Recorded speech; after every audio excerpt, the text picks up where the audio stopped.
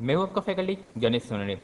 आज के इस वीडियो के अंदर हम VMware के ऊपर वर्चुअल मशीन क्रिएट करेंगे और साथ ही साथ VMware के ऊपर किस तरह से आप वर्चुअलाइज मशीन को सपोर्ट करा सकते हो, उससे रिलेटेड एक फाइल को हम एडिट करने वाले।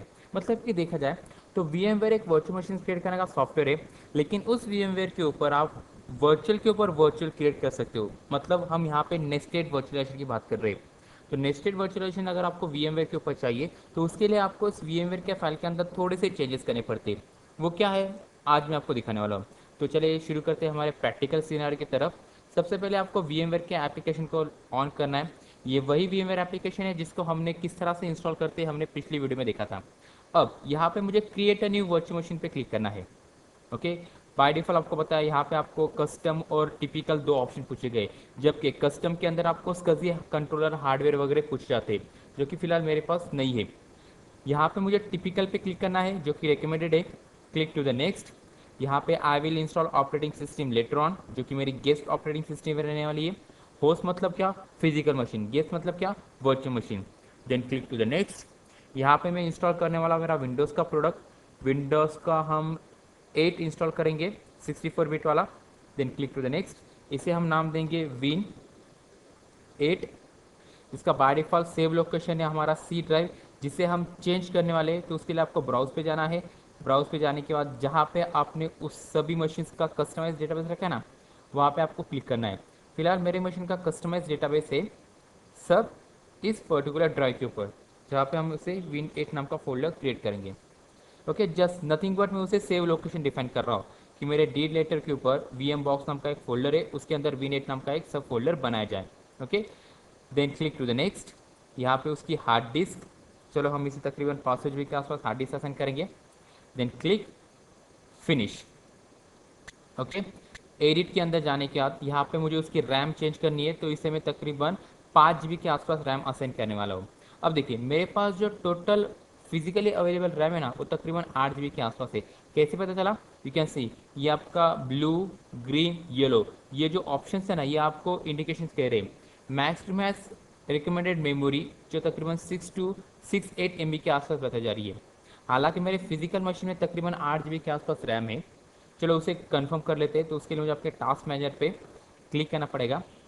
परफॉर्मेंस के अंदर यू कैन सी मेरे पास कुल मिला के फिजिकली 8 GB के आसपास मेमोरी अवेलेबल है, जिसमें से मैं उसको 6 GB के आसपास अलोकेट कर सकता हूँ।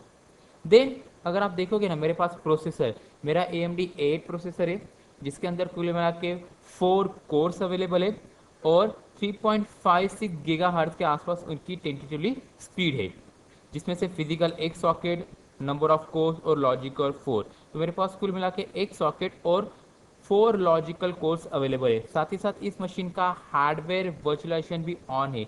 वो कैसे पता चला, यहाँ पे देखिए वर्चुअलाइजेशन एनेबल ये फ्लैग नजर आ रहा है। ओके, तो ये रहा मेरा बेस मशीन जिसके ऊपर मैंने VMware चलाया, उसका कॉन्फ़िगरेशन। ओके, नाउ अब according to your physical machine, आपके बेस मशीन के हिसाब से आप उसे अपने हिसाब से रैम एडजस्ट कर सकते हो। तो फिलहाल मैं इसे रैम देने वाला हूँ 150, माफ कीजिए 512। तकरीबन मैं उसे 5 GB के आसपास रैम असाइन करने वाला हूँ। Okay, then number of processor, मेरे पास कुल मिला के 4 प्रोसेसर है। तो यहाँ पे नंबर ऑफ कोर्स है ना, उसे मैं चेंज करके यहाँ पे 2 कोर उसे असाइन करने वाला हूँ। देन वर्चुअलाइजेशन इंटेल फ्लैग और वर्चुअलाइजेशन CPU परफॉर्मेंस काउंटर।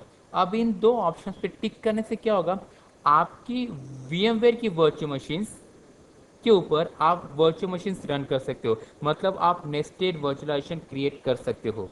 तो उसके लिए आपको ये पर्टिकुलर हार्डवेयर रिलेटेड फ्लैग्स को ऑन करना पड़ता है।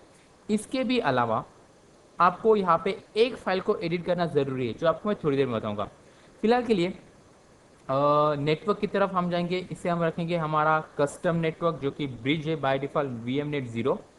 देन यहाँ पे हमें CD को ब्राउज करना है। हमारे पास एक ISO इमेज है, तो मैंने CD DVD के ऊपर क्लिक किया, यूज़र ISO इमेज ब्राउज करेंगे। अब आपके PC में वो जहाँ पे भी रखी होंगी, तो मेरे पास ये C ड्राइव के अंदर ISO नाम के फोल्डर के अंदर ये रहा विंडोज़ 8.1 एक्टिवेशन। इसे हम ओके पे क्लिक करेंगे। नाउ अब देखिए विंडोज 8 की जो आपने मशीन बनाई ना Vnet, उससे रिलेटेड सभी कॉन्फ़िगरेशन फाइल्स कहाँ पे स्टोर है, आपके D drive virtual box Win8 और vnet.vmx नाम के फाइल के अंदर। तो आपको फिजिकल उस पर्टिकुलर फाइल के अंदर जाना है। सो हमारा ये डी ड्राइव, ये रहा हमारा वीएम बॉक्स, ये रहा Win8 और ये रही आपकी फाइल VMX फाइल। अगर ये आपको एक्सटेंशन फॉर्म में ना नजर आए तो आपको व्यू पे जाना है और यहाँ पे आपको नजर आ रहा है फाइल एंड एक्सटेंशन, तब आपको एक्सटेंशन नजर आएंगे। VMX ये फाइल VMware से डिजाइन होती है, जिसके ऊपर आपको राइट क्लिक करके ओपन विथ नोटपैड कहना है। ओके, और इस फाइल के बॉटम में आपको एक फाइल को या फिर कुछ फ्लैग को टाइप करना है, जैसे कि hypervisor -cpuid.v0 is equal to false, vmck enable is equal to true, vhu enable is equal to true. मतलब ये 3 फ्लैग्स आपको यहाँ पे टाइप करने हैं। इससे होगा क्या, आपकी वो पर्टिकुलर VMware की वर्चुअल मशीन के ऊपर आप वर्चुअल मशीन क्रिएट कर सकते हो। इन शॉर्ट आप नेस्टेड वर्चुअलाइजेशन सपोर्ट ऑन कर सकते हो, जो कि एक ऑप्शनल केस है। ओके, सो इसे मैंने टाइप तो कर दिया है, अब इस फाइल को मुझे सेव करना है, देन क्लोज। अब अपने वर्चुअल मशीन के ऊपर हम फिर से आ जाएंगे। यहाँ पे हमें power on to the firmware कहना है, फर्मवेयर आपका बायोस। देन फुल स्क्रीन करने के लिए आपको ऑल कंट्रोल एंटर ये की स्ट्रोक है। देन यहाँ पे हम अपने बूट ऑप्शन पे जाएंगे। फर्स्ट बूट डिवाइस आपको सीरोम चूज़ करना है, सेकंड बूट डिवाइस आपको हार्ड डिस्क सेट करना है। अगर आपको फ्लॉपी का ऑप्शन नहीं चाहिए तो फ्लॉपी पे जाइए, इसे डिसेबल कीजिए। Then press F10, save and exit. अब आपकी मशीन CD रोम के थ्रू बूट होना शुरू हो जाएगी।